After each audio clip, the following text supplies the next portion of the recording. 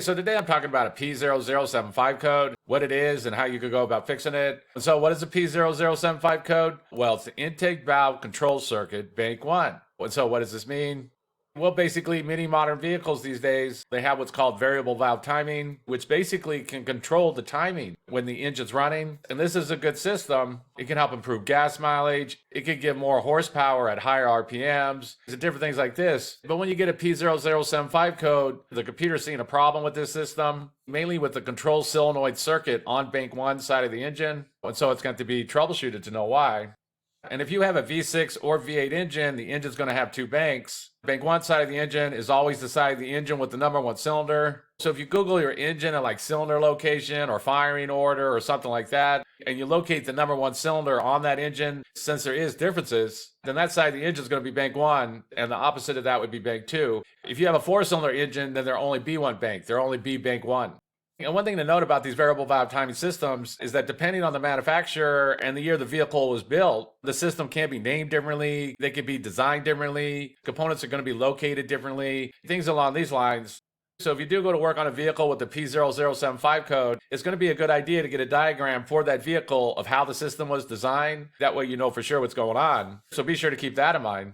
And so what would be some possible causes of a P0075 code?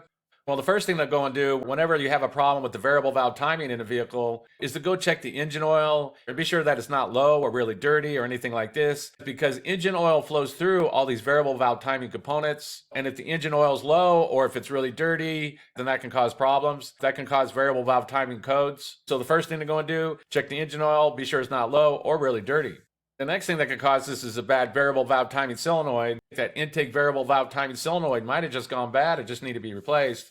If your engine has a single overhead cam engine, then there's only going to be 1 variable valve timing solenoid on each bank of the engine.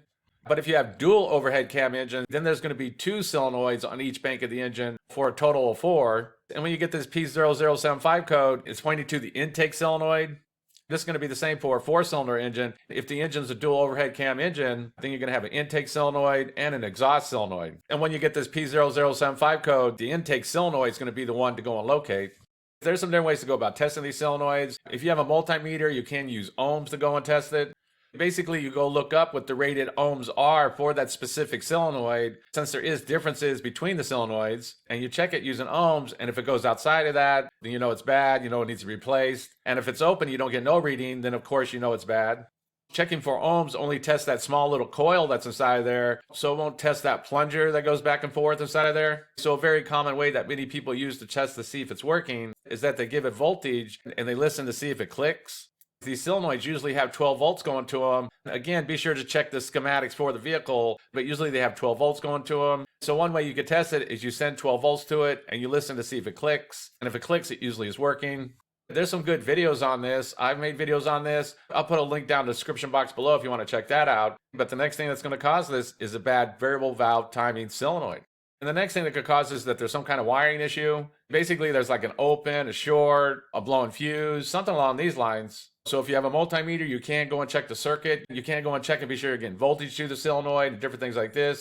Those solenoids usually have 12 volts going to them, but it is being controlled by the computer. So if you do go to check out the wiring, again, you will need to get a wiring schematic for the vehicle. It's also a good idea to check for any blown fuses or anything like this. But the next thing on the list is going to be some kind of wiring issue. And so that's basically it. I just wanted to give a basic overview of how you go about fixing a vehicle with the P0075 code. If you have anything to add, please comment down below. If you have any questions, ask me. I'll try to answer them. If this video helps you, please click like, please click subscribe, and have a good day.